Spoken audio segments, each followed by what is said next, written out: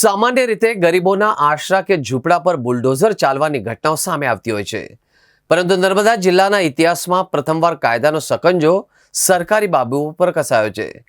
ગરડેશ્વર ખાતે નર્મદા જિલ્લાના તત્કાલીન 11 જેટલા ઉચ્ચ અધિકારીઓને ફાળવવામાં આવેલા પ્લોટ પરના ગેરકાયદેસર બાંધકામને તોડી પાડવા માટે વહીવટી તંત્રે રવિવારે રજાના દિવસે 10 જેટલા જેસીબી મશીનો કામે લગાડીને ડિમોલિશનનો સપાટો બોલાવ્યો હતો.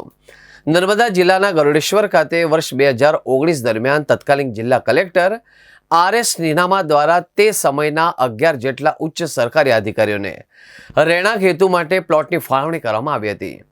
જોકે આ પ્લોટ મેળવ્યા બાદ અધિકારીઓએ નિયત સમય મર્યાદામાં કોઈ બાંધકામ કર્યું ન હતું. એ ઉપરાંત ટાઉન પ્લાનિંગના નિયમો અને મંજૂરીને નેવે મૂકીને જે પણ બાંધકામો કરવામાં આવ્યા હતા તે રહેણાંકના બદલે વ્યાપારી એટલે કે કોમર્શિયલ પ્રવૃત્તિ માટેના હોય તેવું પ્રાથમિક દ્રષ્ટિએ જણાઈ આવતા તંત્ર એક્શન મોડમાં આવ્યું હતું.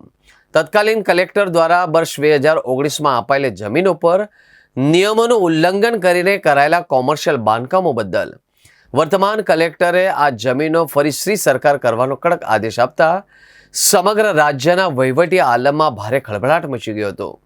સરકારી નિયમોના લેરેલેરા ઉડાવતા આ ગેરરીતિ સામે તત્કાલીન મામલતદાર સાયબર PK જોશી દ્વારા સત્તાવાર ફરિયાદ દાખલ કરવામાં આવી હતી.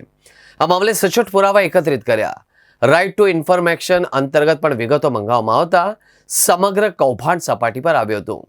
આ ગંભીર ફરિયાદો અને પુરાવાની ઝીણવટભરી તપાસ કર્યા બાદ વર્તમાન જિલ્લા કલેક્ટરે આ તમામ વિવાદાસ્પદ બાંધકામો તોડી પાડવા અને જમીનોને કબજો પરત લઈને શ્રી સરકાર કરવાનો એક સીમાચિહ્ન હુકમ કર્યો હતો.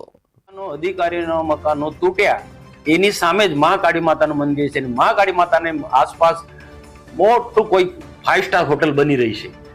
એમાં 60-70 કરોડ રૂપિયાના ખર્ચે માટી પુરાણ થયું છે. હવે આનો પણ એક તપાસનો વિષય છે. એમાં પણ મેં ભૂતકાળમાં લખ્યું છે, એની તપાસ થતી નથી.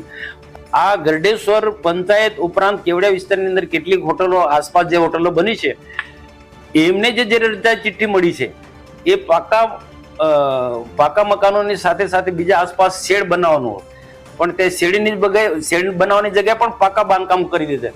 આ બધું આ ગાંધીનગરમાં બેઠેલા અધિકારીઓને બધું જ ખબર છે, પણ એ સમજાતું નથી. આ અધિકારીઓની સામે આ કાયદેસરની કાર્યવાહી કરો છો તમે, તો આ બીજા લોકો જે ગેરકાયદેસર બાંધીને બેઠા છે એની સામે પણ તમે આ કાર્યવાહી કરો.